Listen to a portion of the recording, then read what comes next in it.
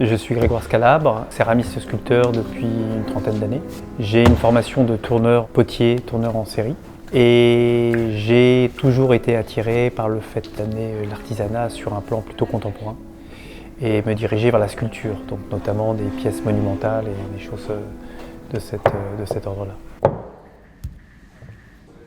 Il y a plusieurs choses dans mes sources d'inspiration. Quand j'étais à la Manufacture nationale de Sèvres, j'étais très inspiré par l'architecture haussmannienne. Donc on voit ce genre de pièces qui fait référence au staff, au travail de moulure d'appartements haussmanniens et d'ornementation, etc. Et depuis quelques années, je fais un travail qui fait référence à l'accumulation. Donc ce sont des milliers de pièces qui, en accumulant, font des pièces monumentales. Et c'est un travail de tourneur de porcelaine et de composition. Un petit peu méditatif, un petit peu initiatique comme travail, puisqu'il y en a des milliers. Ce qui m'intéresse, c'est de prendre la céramique et de la mélanger dans des grands projets. Et notamment les projets sur lesquels je travaille en ce moment ont besoin d'autres corps de métier que le mien. Donc j'aime mélanger les savoir-faire et rencontrer d'autres gens avec des projets sur la végétation, des pièces qui seront immergées, des pièces qui sont tellement grandes qu'on a besoin d'avoir une structure en acier. Voilà, c'est ces choses-là qui, moi, me réveillent la nuit avec des dessins et tout.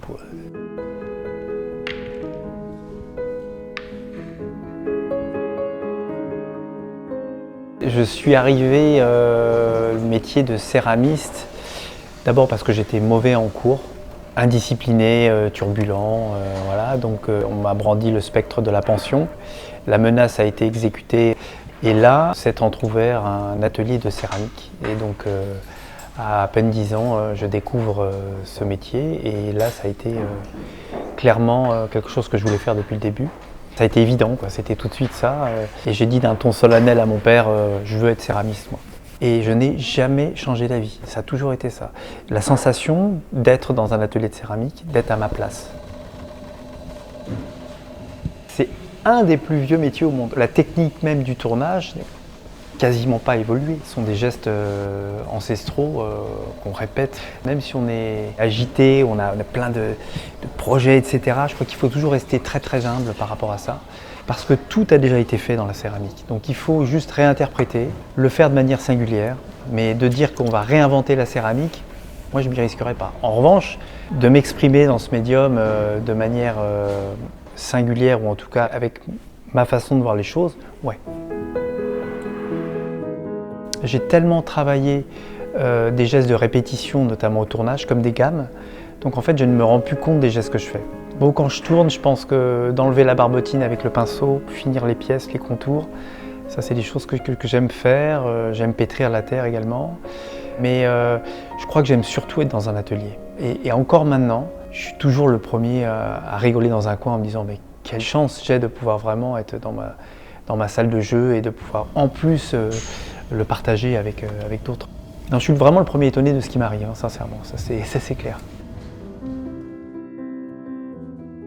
La transmission pour moi c'est d'abord une responsabilité, parce que je pense que c'est quelque chose à prendre très au sérieux. Non seulement sur le côté technique, mais aussi sur ce qu'on va insuffler aux futures générations. Il faut passer par faire comprendre que ce métier-là est un métier qui a besoin d'avoir des gestes qui se répètent, de maîtriser le geste parfait, donc ça nécessite une implication totale de la part de la personne qui va prendre le métier, mais aussi de la part de la personne qui va susciter l'envie. Vraiment que ce soit saturé d'eau. Et quand tu le fais, tu t'occupes que de la base en bas. Je prends des élèves en formation que je prépare au CAP. Il y a le fait d'être sûr que le candidat va arriver sur un plan technique. Mais là, on est à la moitié de la course. Ce qui est le plus important quasiment derrière, c'est que lui puisse avoir un combustible artistique qui lui appartient à lui. Donc ça nécessite un petit peu d'espièglerie, d'humour et puis de bienveillance voilà, et du temps. Et puis j'aime ça. Tout ce que je fais, je ne le garde pas pour moi, je le travaille et je le transmets sans problème.